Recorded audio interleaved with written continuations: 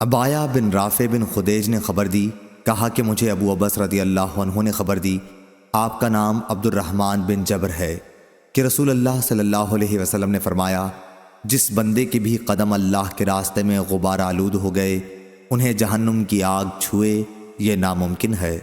صحیح بخاری حدیث نمبر 2811۔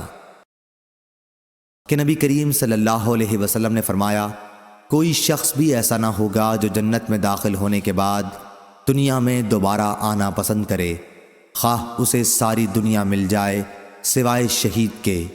اس کی یہ تمنا ہوگی کہ دنیا میں دوبارہ واپس جا کر 10 مرتبہ اور قتل ہو اللہ کے راستے میں، کیونکہ وہ شہادت کی عزت وہاں دیکھتا ہے۔ صحیح بخاری حدیث نمبر 2817۔ ان سے رسول اللہ صلی اللہ علیہ وسلم نے فرمایا کہ سلیمان بن داؤد علیہ السلام نے فرمایا، آج رات اپنی 100 یا راوی کو شک تھا 99 بیویوں کے پاس جاؤں گا، اور ہر بیوی ایک ایک شہسوار جنے گی جو اللہ تعالیٰ کے راستے میں جہاد کریں گے۔ ان کے ساتھی نے کہا کہ انشاءاللہ بھی کہہ لیجئے، لیکن انہوں نے انشاءاللہ نہیں کہا، چنانچہ صرف ایک بیوی حاملہ ہوئیں اور ان کے بھی آدھا بچہ پیدا ہوا۔ اس ذات کی قسم جس کے ہاتھ میں محمد صلی اللہ علیہ وسلم کی جان ہے، اگر سلیمان علیہ السلام اس وقت انشاءاللہ کہہ لیتے تو تمام بیویاں حاملہ ہوتیں اور سب کے یہاں ایسے شاہسوار بچے پیدا ہوتے جو اللہ کے راستے میں جہاد کرتے۔ صحیح بخاری حدیث نمبر 2819۔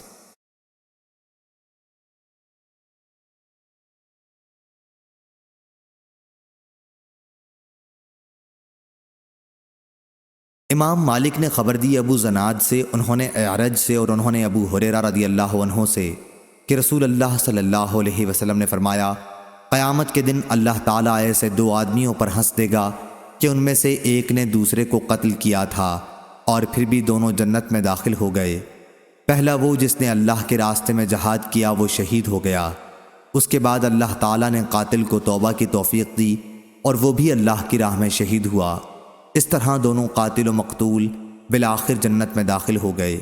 صحیح بخاری حدیث نمبر 2826۔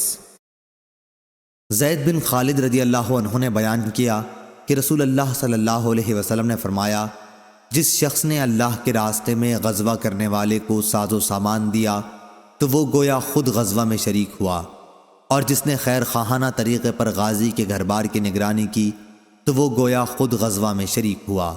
صحیح بخاری حدیث نمبر 2843۔ ابو عوانہ نے سہیل سے، انہوں نے اپنے والد ابو صالح سے، انہوں نے حضرت ابو ہریرہ رضی اللہ تعالیٰ عنہ سے، انہوں نے نبی صلی اللہ علیہ وسلم سے روایت کی کہ آپ نے فرمایا، اس شخص کی ناک خاک آلود ہو گئی، پھر اس کی ناک خاک آلود ہو گئی۔ پوچھا گیا، اللہ کے رسول وہ کون شخص ہے؟ فرمایا، جس نے اپنے ماں باپ یا ان میں سے کسی ایک کو یا دونوں کو بڑھاپے میں پایا تو ان کی خدمت کر کے جنت میں داخل نہ ہوا۔ صحیح مسلم حدیث نمبر 6510۔